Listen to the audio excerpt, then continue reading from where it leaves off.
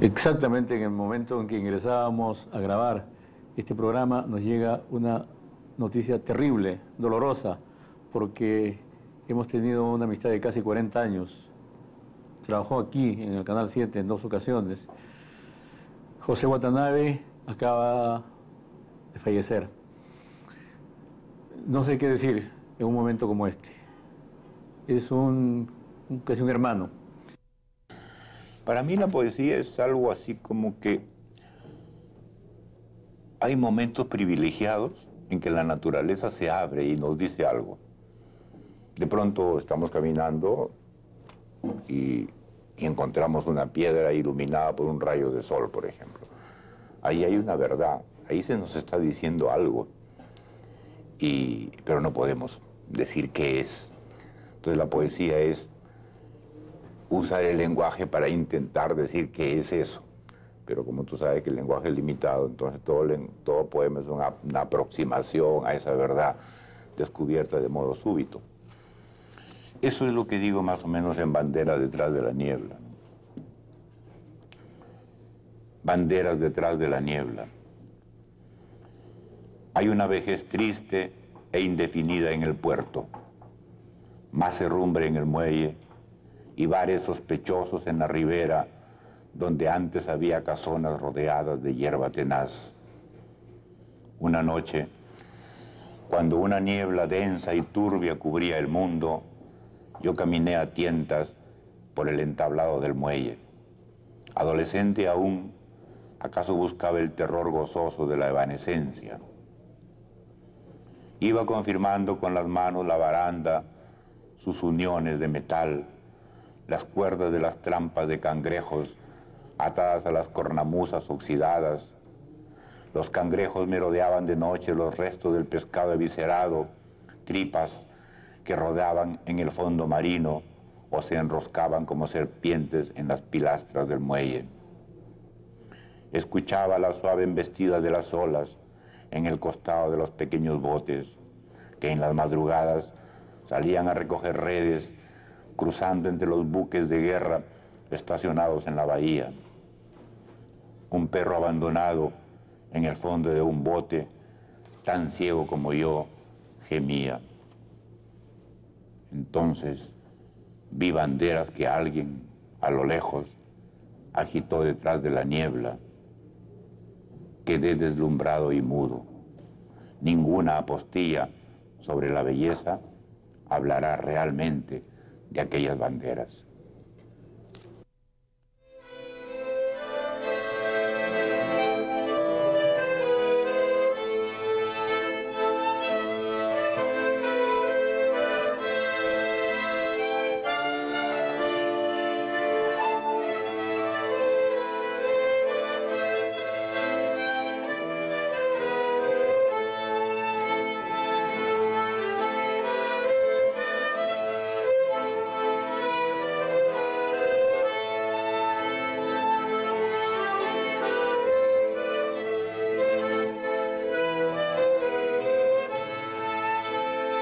Sorprendente, inesperado. Yo no tenía idea de cómo estaba de salud últimamente. Entonces esta mañana me dan la noticia, me comunican por el interno y era realmente, mi reacción fue lo que siempre ocurre es la incredulidad, no sé por qué, siempre la pregunta. Bueno, pero esto yo no lo veía hacía mucho tiempo, lamentablemente, ¿no? He quedado en deuda con él pues porque no sabía que estaba enfermo, la verdad, y no habíamos conversado, ¿no? Pero Watanabe es un personaje que de alguna manera ha marcado mi vida en muchos aspectos. Cuando yo estuve en Canal 7, justamente él era gerente de televisión. Antes trabajamos en una revista que se llamaba Yunta, trabajamos en la noche. Éramos 4 personas, 2 de las cuales ya han muerto. Una es Pepe Watanabe, la otra es Pedro Sánchez, uno de los mártires de Churajay, ¿no? Pedro Sánchez. Entonces, Watanabe, ahora me preguntaba una chica de un canal de televisión, ¿sabía mucho folclore? Sí, yo siempre me acuerdo algo. Hicimos una página sobre esta cantante folclórica ancashina de origen Nisei, ¿no? De Nisei, Angélica Jarada, la princesita de Yungay. Y entonces él le puso Jaladita con Jale. Ese fue el título que él ponía. Era ese tipo de cosas. Watanabe era un personaje, aparte de su poesía muy poderosa, muy detallista, ¿no? Entonces uno lo recuerda por ese tipo de pequeñas cosas que lo definían, ¿no? Por su concepto estético. por ejemplo, ¿no? Que lo aplicaba en la televisión, pero que lo aplicaba también en todo, en su vida, en el cine, ¿no? Entonces, claro, un personaje que tenía tanto todavía para dar, ¿no? Felizmente había publicado mucho últimamente, y con gran éxito. Alonso Cueto, una pérdida terrible. Muy terrible, Ernesto.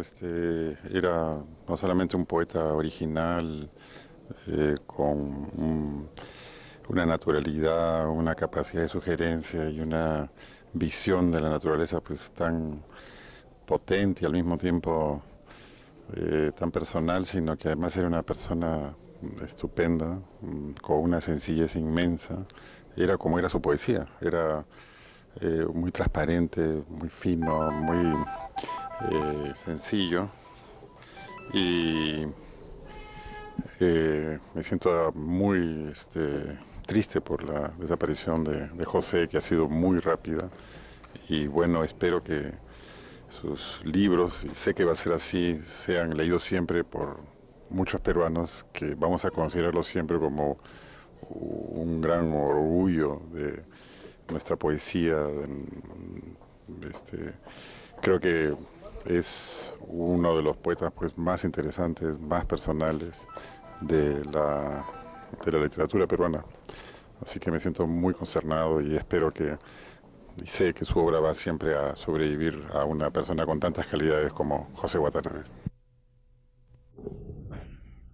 Mira, a mí me gusta leer revistas antiguas de poesía. Y muchas veces veo nombres que tuvieron mucho prestigio en una cierta época y que ahora son absolutamente desconocidos. La encuesta, como toda encuesta, es siempre relativa, ¿no? No lo creo tanto. Es solamente la generosidad de mis amigos. Modestia, de todos modos. En la década del 70 al 80, álbum de familia. En la década del 80 al 90, el uso de la palabra. Un libro por década. ¿A qué se debe esa parquedad para publicar? Bueno, eso es más o menos obvio, ¿no? Yo escribo muy, muy lentamente. Generalmente se me ocurre una idea, la escribo de modo más o menos en bruto, digamos. Y luego viene el proceso de corrección, que es muy laborioso para mí y me gusta hacerlo, además. Yo hallo más placer en corregir que en escribir el poema, digamos, original, el poema pergeñado, ¿no? Me encuentro más placer, me paso muchas noches corrigiendo y de ahí el uso de la palabra, ¿no? Uso con H, ya que en televisión no se ve la ortografía, uso con H, tengo que aclararlo.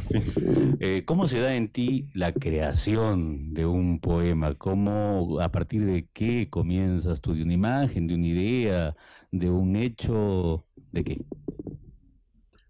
Mira, bueno, sí voy a decir un lugar común, ¿no? Es algo misterioso, es algo como que alguien te dicta esa visión que viene de modo muy espontáneo, muy sorpresivo, ¿no? Mira, te voy a contar algo que me acaba de pasar. Bueno, ahora me ven el reloj, ¿no es cierto? Entonces, se retrasó un poco el reloj, parece que las pilas están fallando, no voy a decir la marca para que sigan comprando la marca. ¿Japonés? Sí, sí, sí. Y empecé, me vino una idea muy sorpresiva como esto de medir el tiempo, o sea, qué arrogancia la de medir el tiempo, o sea, el tiempo es infinito y me parece una arrogancia medirlo, medir pequeños tiempos como los que puede medir un reloj. Ahora, a partir de allí, y esto te lo cuento porque es más o menos la forma en que escribo, o el método, si quieres, en que escribo casi todos mis poemas. A partir de esta idea inicial, empiezo, quizá eso sea mi influencia del cine, ¿no? Empiezo a buscar una historia, y esa historia debe ser muy verosímil para que el lector piense que efectivamente sucedió. Luego le busco un escenario. Ahora, el poema, muy probablemente, lo estuve pensando, todavía no lo he escrito, muy probablemente sea alrededor de mi hermano. Yo tengo un hermano, justo, el relojero. Este hermano relojero tal vez sea el tema, digamos, el pretexto para hablar sobre el tiempo. Quizás mi hermano, como relojero, tiene el oficio más arrogante del mundo. Está reparando Máquinas que miden el tiempo. exacto, el infinito tiempo. ¿A qué crees que se debe esa gran aparición de poetas jóvenes y sobre todo mujeres? Digo poetas, no digo poetisas. Sí, a ella le gustaría, a ella les gusta que sean poetas también, ¿no? Tienen razón, ¿no? Por la carga que tiene la palabra poetisas, ¿no? Y por el hecho de reivindicarse como poetas, tanto como los hombres, no hay por qué hacer diferencia, la poesía no tiene sexo finalmente, ¿no?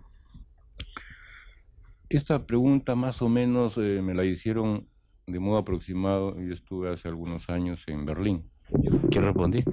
Sí, yo respondí un poco en broma, ¿no? En ese momento, hace 5 años, efectivamente todavía no había logros tan importantes a nivel poético en poesía escrita por mujeres. Respondí algo bromistamente y repito un poco ahora, aún más en broma, que el fenómeno de la poesía femenina en el Perú era no solamente un fenómeno poético, sino también sociológico. Claro, ahora relativizo un poco esta afirmación, un poco tosca tal vez, pero sigo pensando, ¿no?, que de hecho la poesía escrita por mujeres en el Perú es el correlato del movimiento de liberación femenina, ¿no?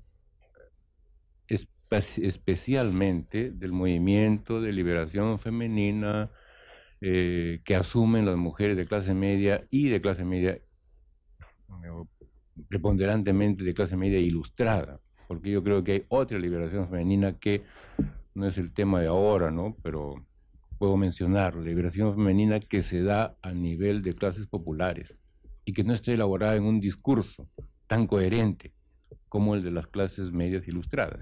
¿Y quiere decir con eso que de alguna manera la poesía o esta eclosión, por decirlo de alguna manera, de poetas mujeres es más el ruido que las nueces?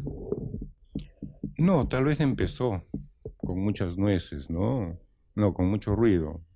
No, ahora hay nueces, ¿no? De hecho, se pueden citar Patricia Alba, Dalmacia Ruiz Rosas, Magdalena Chocano, Rosela Di Paolo. Bueno, hay una constelación, hay un boom. De alguna manera, Pepe siempre va a estar con nosotros a través de su poesía y a través de los recuerdos lindos que vamos a tener de él. Isabel Álvarez es otra amiga entrañable. Bueno, la muerte siempre nos desconcierta, ¿no? Yo creo que nunca estamos lo suficientemente preparados como para aceptarla.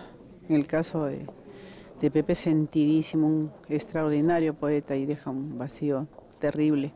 Bueno, yo en lo particular muy tocada porque hace 10 días también he perdido a mi madre, así que uno tiene que empezar a familiarizarse con la muerte, que finalmente es parte de la vida.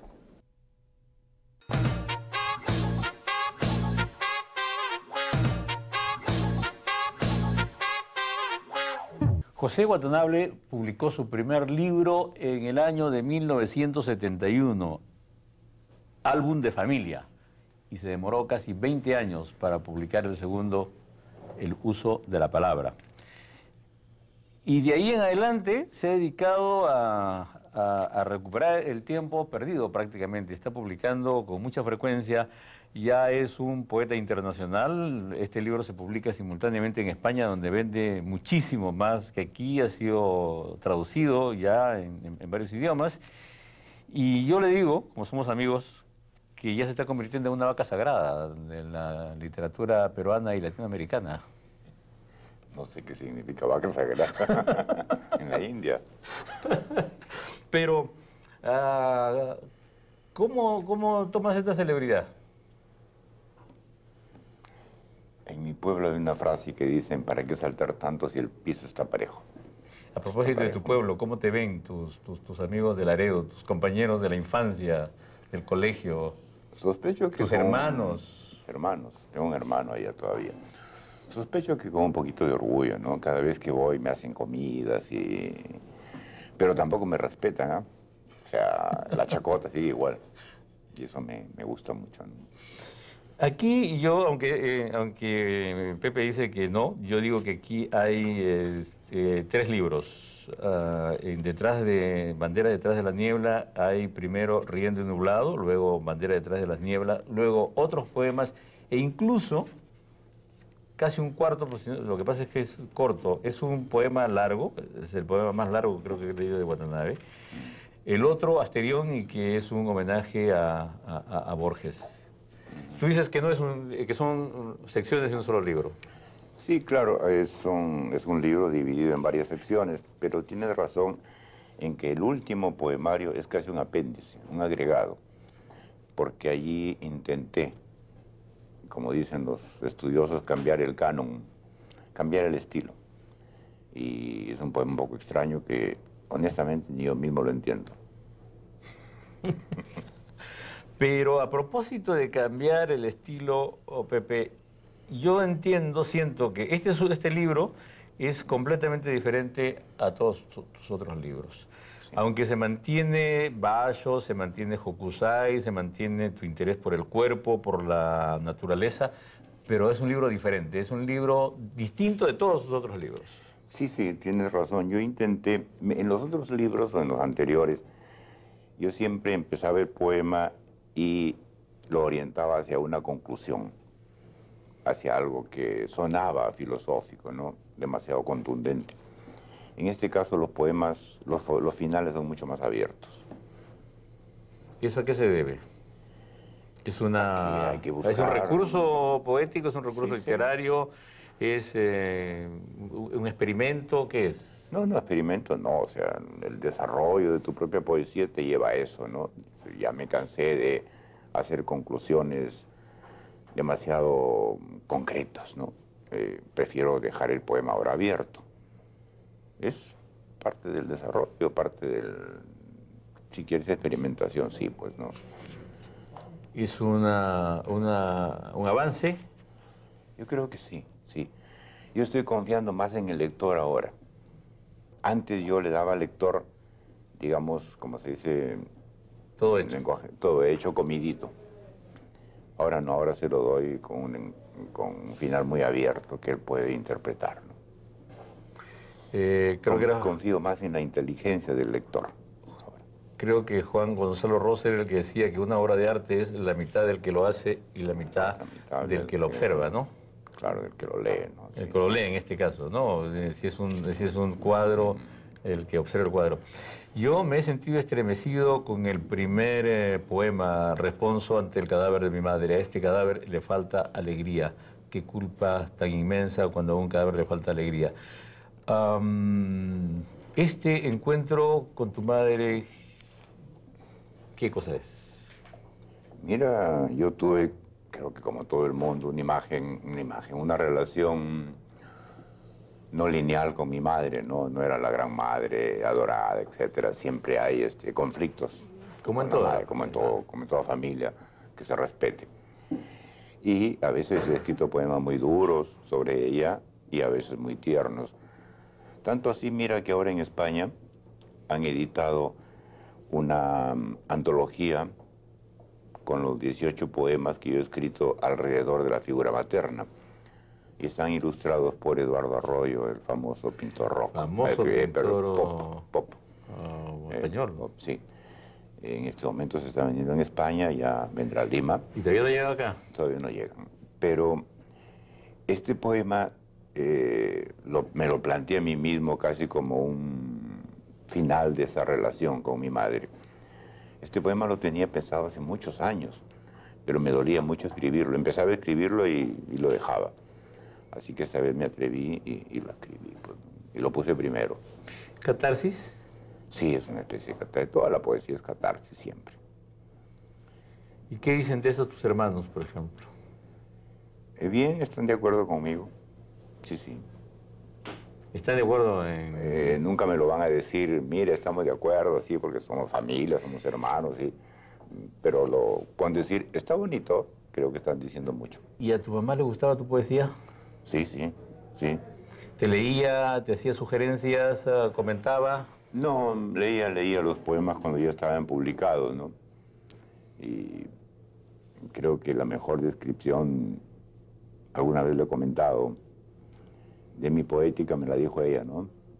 Me dijo, envuelves una palabra más tosca que basura. Envuelves mierda en papel bonito.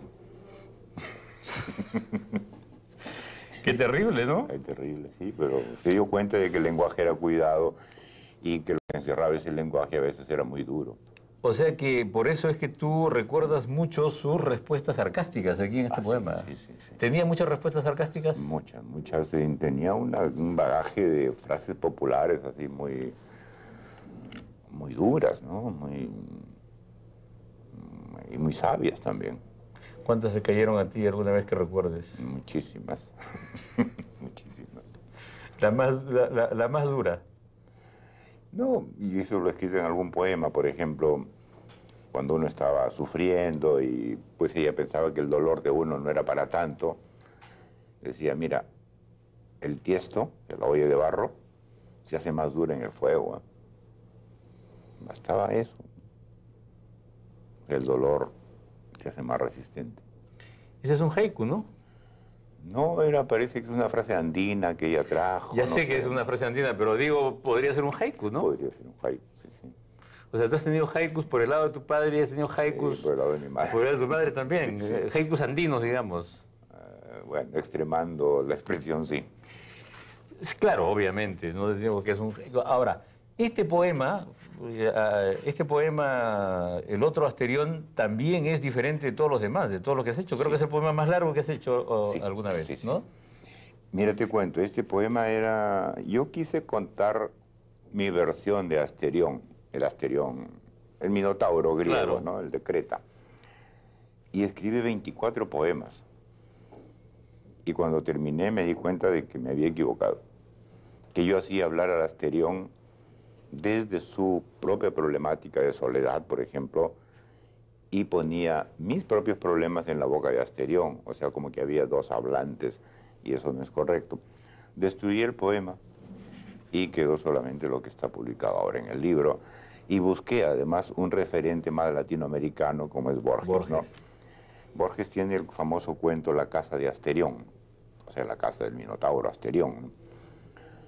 Y él en un momento del cuento, que es muy breve, dice algo así como que para paliar la soledad invento a otro Asterión y le muestro mi casa, ¿no? El laberinto. Yo asumí esa frase y los poemas son escritos por el otro Asterión, el creado, que habla del creador, ¿no? Eso un juego. Es un juego de espejos. De espejos como Borges. Como claro, es decir, toda la poesía de Borges es un juego de espejos. Lo que pasa es que este es un intento, una prueba, un experimento, si quiere, porque yo quiero escribir un poema muy largo, un poema libro, que tiene que ver con la lluvia de 1925. En el norte hubo un fenómeno del Niño muy fuerte, llovió un mes y destruyó pueblos, entre ellos mi pueblo, Laredo, y no paró de llover un mes, como te digo, y entonces quiero poetizar eso, porque allá el tiempo se divide antes del 25 y después de la lluvia del 25. Y dentro de esa lluvia insertar la historia de mi familia, ¿no? O sea, mi padre japonés, mi madre, mis hermanos, etc. Quisiera escribir un poema muy largo, épico. No sé, es un intento, una prueba. Claro que mi interés no es poetizar ese hecho, ¿no? Natural, sino llevarlo hacia lo que creo que es el Perú, ¿no? Se destruye y se reconstruye. ¿Qué es el Perú? Cíclico. ¿Qué es el Perú? A ver, ¿qué es el Perú? Dice, ¿quieres llevarlo hacia lo que es el Perú? ¿Qué es el Perú para el poeta Watanabe? El Perú es que esto viene de mucho atrás, ¿no?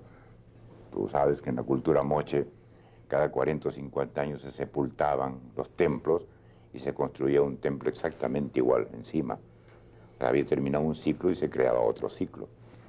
Y creo que el Perú es eso, ¿no?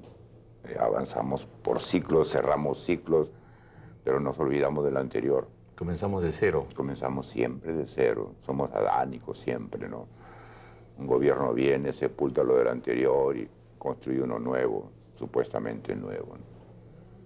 Y avanzamos, si es que avanzamos así, ¿no? Es destrucción y reconstrucción. Avanzamos y retrocedemos en buena cuenta. En el fondo sí, pues, ¿no? Y a mí me desespera cada vez el Perú porque no veo el avance. No veo realmente el avance. Creo en mi país, a pesar de ser hijo de japonés, soy profundamente peruano. Y me desespera que todavía no se lea, que a fines del gobierno pasado dieron la norma al Ministerio de Educación que cada niño debía leer 12 libros por año, 12 libros por año, uno por mes, desde inicial hasta el quinto de primaria. Yo no sé si eso se va a cumplir, con qué dinero, cómo se va a acercar el libro al niño, a través de qué bibliotecas, Promolibro, pues una cosa muy pequeñita, no sé. Anunciamos normas y no las cumplimos y no ponemos el dinero y la decisión para hacerlo, ¿no?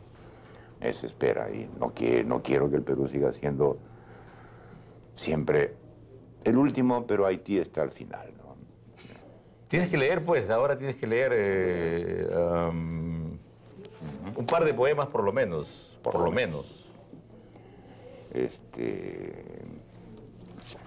Empezaré con el que tú citaste, pues, Responso ante el cadáver de mi madre. Para que los televidentes sepan exactamente de qué estábamos hablando. Tú sabes que a veces uno se resiste, como te contaba, a escribir un poema y cuando tomas la decisión de escribirlo, a veces te quedas muy mal, ¿eh? Es casi una sesión terapéutica, que hasta terminas para dormir tomándote algún sedante, ¿eh?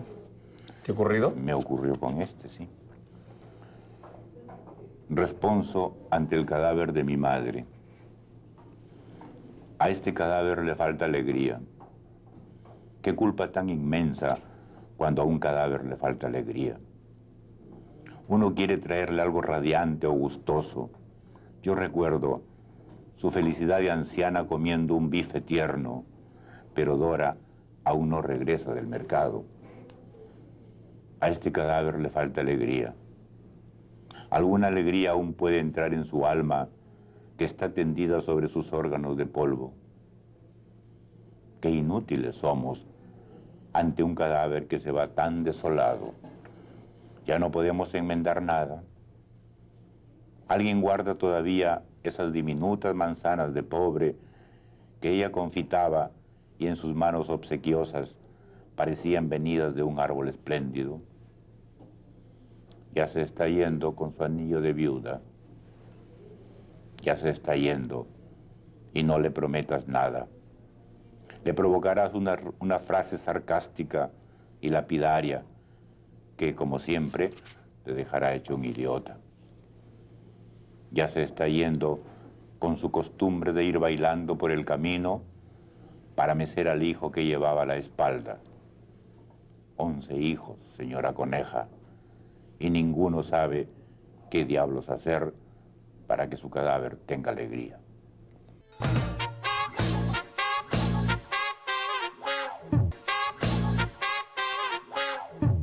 Manuel Jesús Orbegoso es una leyenda en el periodismo peruano. A lo largo de su ejercicio profesional ha dado la vuelta al mundo en varias ocasiones.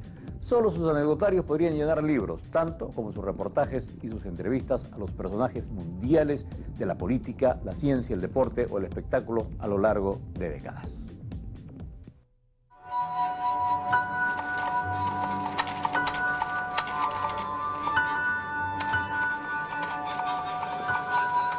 Eres un hito indispensable en la historia del periodismo peruano. ¿Qué vicio puede haber tenido? Yo creo que era la redacción. Manuel Jesús Orbegoso se volvió un apasionado del periodismo accidentalmente, una pasión que lo llevó a recorrer el mundo, pero que se inició en la costa liberteña. En estos días yo vivía en la playa de Buenos Aires, un distrito de Trujillo, a 4 kilómetros de Trujillo, y yo vivía ahí, y era arena pura, porque te estoy hablando de 50 años atrás. Entonces el alcalde hizo una placita de armas, y me encuentro con un ingeniero que fue mi alumno. Y yo, hola, ¿cómo estás? Y le cuento, le digo, miren el problema en el que me he metido. Y este chico, que ya murió desgraciadamente, me dice, mañana yo voy a medir la plaza. O sea que sacó técnicamente cuánto había gastado el alcalde. ¿Cuánto había gastado el alcalde? La mitad de lo que decía el alcalde. Entonces yo me fui muy alegre a hablar con el director del periódico. El director, más alegre que yo, publicó al otro día la nota. A la cuarta semana, o sea, al mes, lo votan al alcalde. Este es el poder de la prensa, dije yo.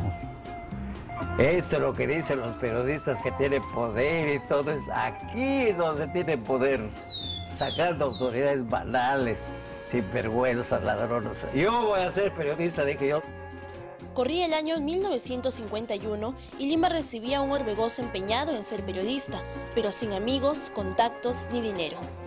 Como no conocía a nadie, a ningún personaje, dije, voy a hacer una entrevista a Ramón Castilla. Yo lo llevé allá y conversó él fundamentalmente sobre Odría. Odría era el presidente de la República. Y claro, él le tomó el pelo a Odría, este es un gusano. Me dice, ¿qué habló él? ¿Qué era yo el que decía? Pero doblé la hoja, lo puse, lo llevé a la estafeta de la revista Cultura Peruana. Cuando sale la revista, abro la revista y veo mi entrevista, una página. Ahí estaba Ramón Castilla de pie con su sable y mi artículo. Uy, qué para llorar. Porque yo quería ser periodista y no había cómo. Me fui a hablar con el director. Y el director, el señor José Flores Arauz, me dijo, mañana llega Ima Sumac. Hazle una entrevista a Ima Sumac. Es así que pasó a realizar entrevistas mensuales, luego semanales, más tarde, redactor permanente de La Crónica. Había llegado de Trujillo y era jefe de información local. Y en consecuencia él era el que hacía el cuadro de comisiones. Ese cuadro de comisiones famoso que cada mañana un periodista debe ir a ver qué le ha tocado. Él hacía el cuadro. Así que yo fui en una época su reportero. Una persona dispuesta siempre a corregir los textos que hacíamos los jóvenes. Y no recuerdo de él nada altisonante, nada especial, siempre amable. Yo soy invitado a un periódico gráfico que va a salir en el diario El Comercio, El Comercio Gráfico, periódico de la tarde. Y ahí conozco a Juan Manuel Jesús Orbegoso porque él era el editor general. Él es silencioso. Él está en la redacción y mira a todos qué están haciendo, pero el nivel de estos periodistas era de vuelo mayor. Entonces él tenía mucha confianza en esta gente. Casi no gritaba. Gritaba cuando, como gritan todos los directores de periódicos, a la hora del cierre. Ahí se ponen histéricos todo el mundo. Manuel Jesús trabajó por más de 30 años para el diario El Comercio, como redactor, editor y como testigo de guerras, epidemias, cumbres y otros sucesos que lo llevaron a dar la vuelta al mundo. Se viaja muy a menudo en el periodismo, pero soy capaz de pensar que he sido el periodista que más he viajado al mundo. Concretamente yo he sacado mi cuenta y he dado 9 vueltas al mundo. 9 vueltas al mundo quiere decir que he conocido los 5 continentes. He estado en la guerra de Vietnam, ha estado en la guerra de Biafra, ha estado en la guerra del Chad, ha estado en la guerra del Medio Oriente, en casi todas las grandes conflagraciones mundiales, por ahí metido de alguna manera. No es que esté yo viendo a la hora que ¡pam! Disparan, porque eso no es factible, pero sí viendo los medios ambientes que son atroces.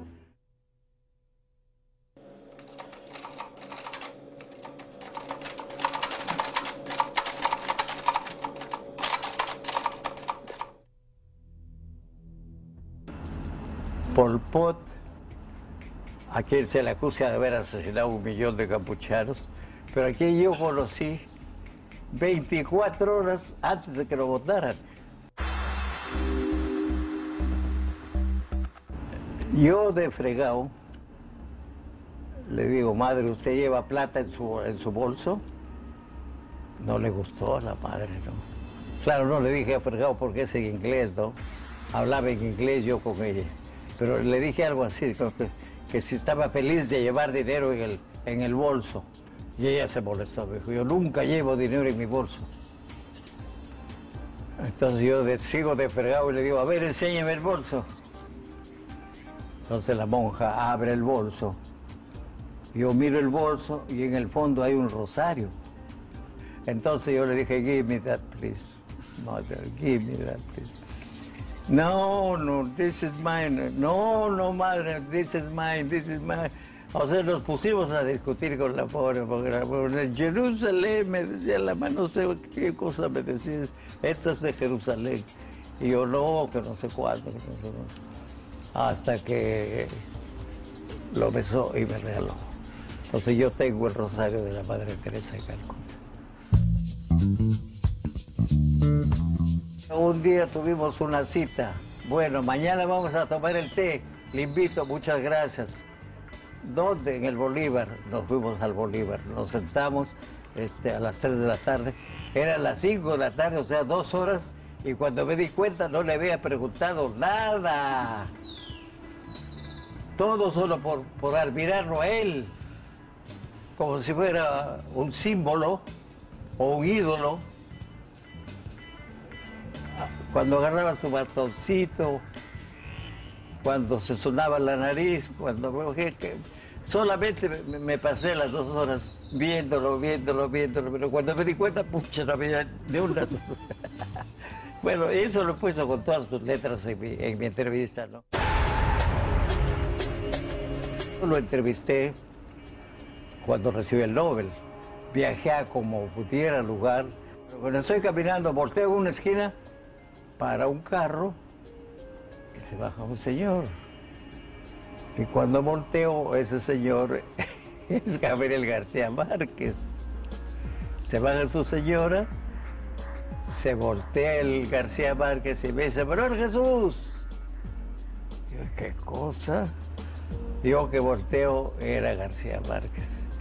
Entonces me acerqué, me abrazó y me dijo, acompáñame, me van a entregar mi premio Nobel. El hombre era muy inteligente y las preguntas que yo le hacía servían para que él tuviera oportunidad de declarar. ¿Usted qué le parece la muerte? La muerte es una prostituta. ¿Por qué? Porque se acuesta con todo el mundo. Entonces tú te quedas, tú de redactor te quedas una pieza para sus diablos. Bueno, un gran tipo, ¿no? Yo recuerdo mucho su famoso episodio de Hemingway, cuando él se escondió en la lancha que Hemingway iba a salir a la alta mar y desapareció en alta mar, creo que se disfrazó de mayordomo, ¿no? Y Hemingway se sorprendió mucho, pero después lo aceptó.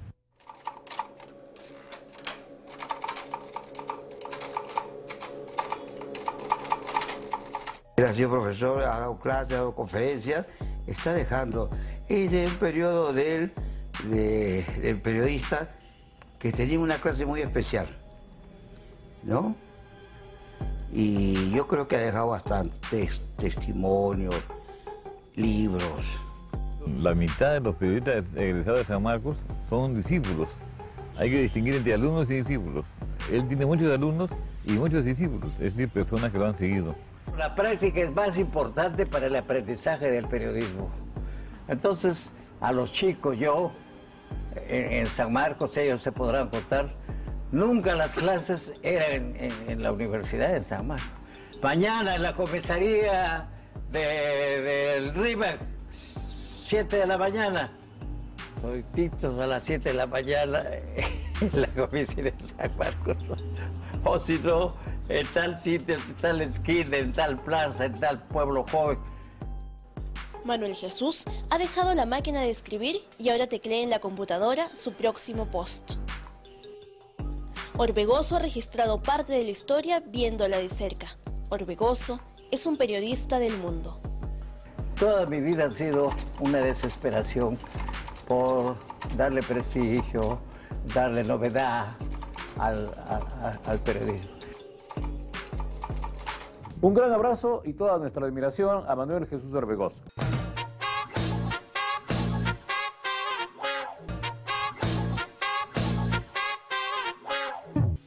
Lucía Irurita es una de las más notables mujeres del teatro peruano. A su larga trayectoria de actriz en los distintos medios artísticos, llámese teatro, televisión o cine, agrega una importante carrera como autora y directora. Una de las escasas ocasiones en que el Canal 7, hoy TV Perú, produjo una telenovela fue con ella como principal protagonista. Y no hace muchas semanas, su esposo, el artista plástico Carlos Bernasconi, nos reveló aquí en este mismo programa que pronto tendrán un pequeño teatro que llevará su nombre. Veamos a esta gran artista. ¿Para qué volver a sufrir otra vez?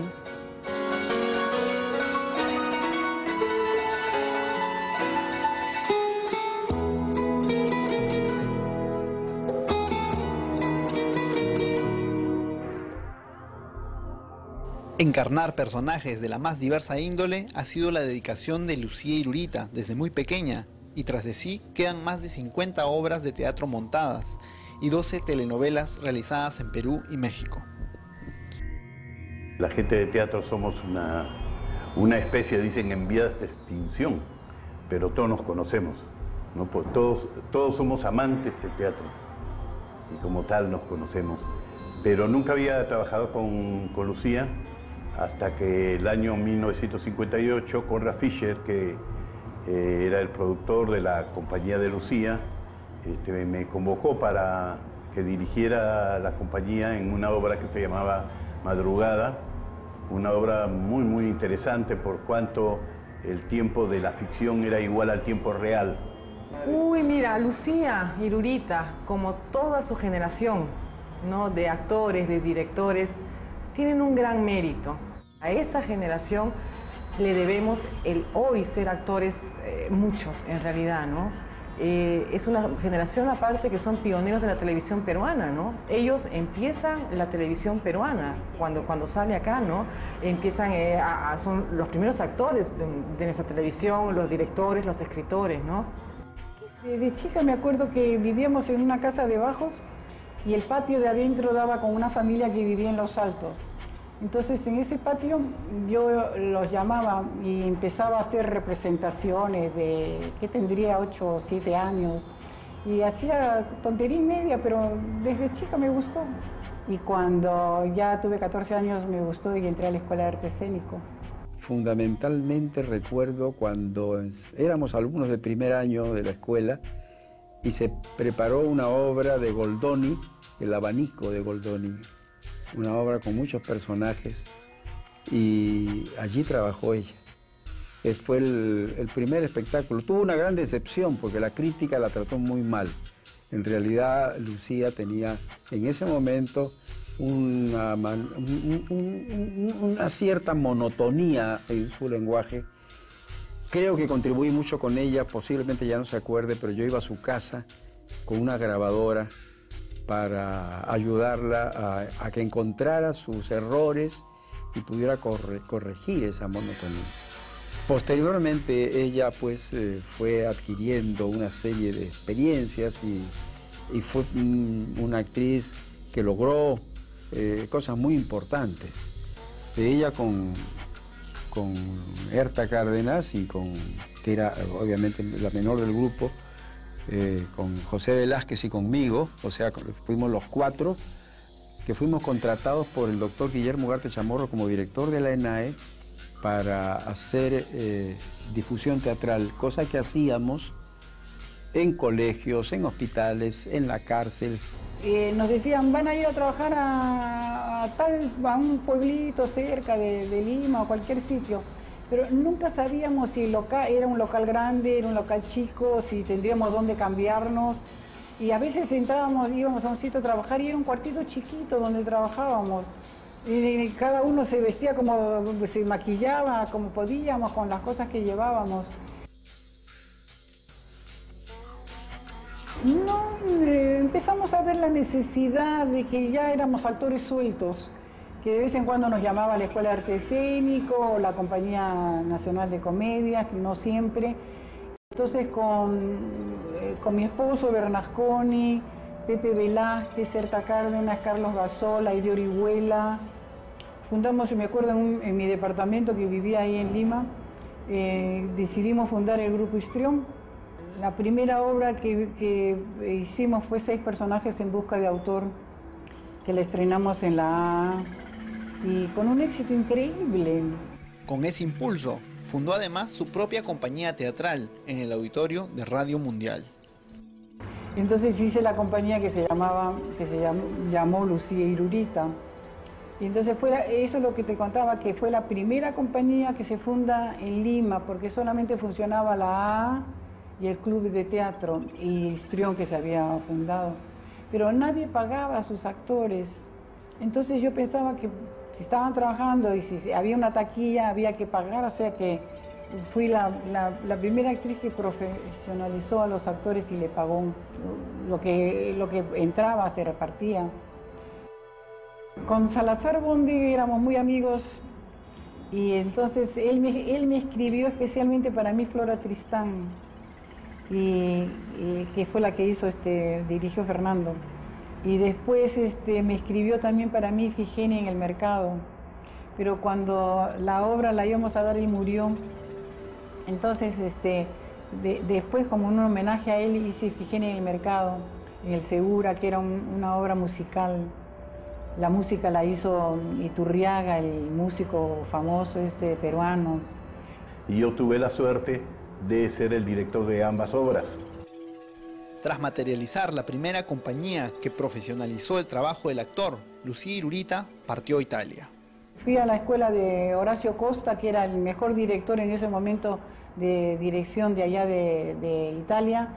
Estuve un año trabajando, aprendiendo dirección de teatral, y después pasé a la escuela de Pietro Charov. Y Pietro Charov era un ruso que había llegado a Italia, a Roma, y había sido discípulo de Stanislavski. Y después pasé a la RAI para aprender dirección de televisión. Y entonces estuve ya 2 años ahí aprendiendo estas 3 cosas y ya me vine a Lima ya.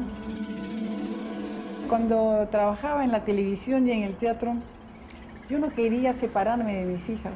Bueno, mi mamá nos llevaba siempre desde chiquitas pues a los ensayos, a las obras de teatro, a los sets de televisión, ¿no? Cuando hicimos la obra La fierecilla domada de Shakespeare, y el decorado era todo un tablado así cuadrado, y atrás era una cortina, y cuando yo estaba atrás de esa cortina esperando mi entrada, ella por el costado me llamaba, mamá, mamá, y asomaba la cabeza. Y yo le decía con la mano, vete, vete, le decía yo, dame plata para un chocolate. Por favor, convénzala de que debe distraerse y que acepte mi invitación. Trataré de hacerlo, ingeniero. Adiós. Con permiso. Adiós. ¿Pero por qué no le aceptaste la invitación? Es justo lo que necesitas, distraerte. Oh, tienes tantos problemas, Cecilia. Parece que no te das cuenta de todo lo que sufrí años atrás. ¿Para qué volver a sufrir otra vez? ¿Para qué buscar nuevos problemas? El ingeniero es amable, pero yo tengo mucho que hacer. Cuando se hizo la novela Cecilia, que Lucía protagonizaba, la compañía era Artistas Unidos S.A., ¿no?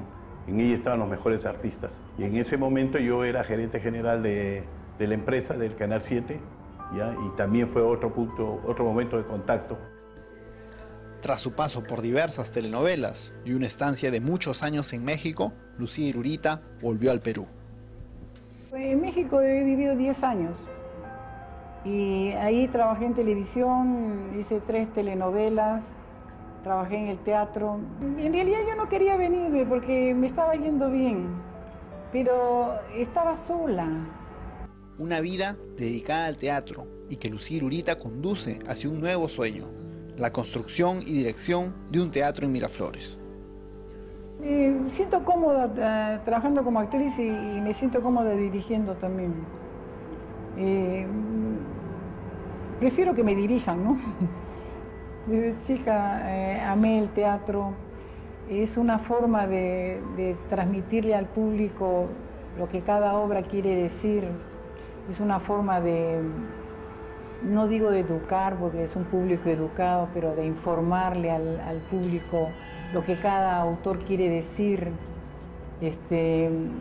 Para mí ha sido mi vida prácticamente, porque he trabajado toda mi vida como actriz en radio, televisión, teatro, y he dejado de trabajar muchos años. Lo último que hice fue la profesión de la señora Warren, pero ahora que estamos haciendo un teatrito, entonces voy a volver a trabajar. Y la presencia de tantos años en la escena de Lucía ha sido premiada por su público, porque ella tiene su público y que le está esperando y esperan que retorne, ¿no? Y además por la crítica. Lucía ha tenido muchísimos premios, no sé ni cuántos, pero son muchos. Considerada su obra como la mejor actriz del año creo que en todos los años en que ha estado ella presente en la escena nacional.